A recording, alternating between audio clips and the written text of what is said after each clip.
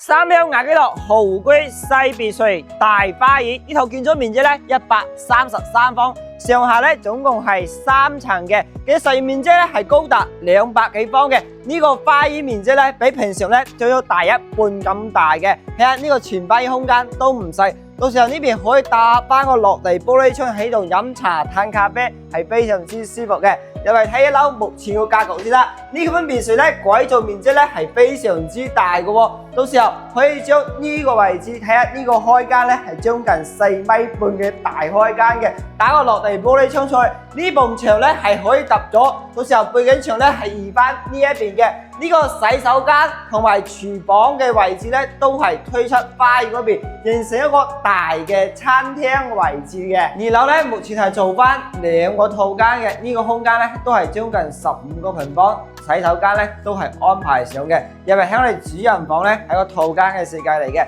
呢個右手邊咧就係我哋嘅洗手間空間，浴缸位咧都係配備上嘅。呢邊到時候可以做派個衣櫃位啦，或者呢邊咧現時係擺咗個1.8米大床啦，到頂嘅底櫃都係安排上嘅。呢個空間咧係將近25個平方，非常之大氣。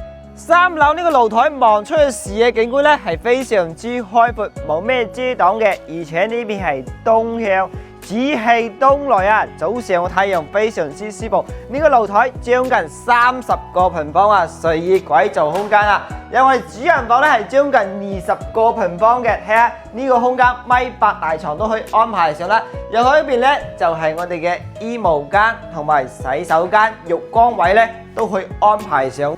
呢一款雅居樂豪居嘅西別墅大花園，實用面積咧係高達200幾方，現時嘅格局咧係3房3衛，到時候咧改4個套房都係完全冇問題嘅。依家嘅總價咧182萬，業主係我朋友嚟嘅，如果想傾呢層單位嘅話，記得揾小寶姐。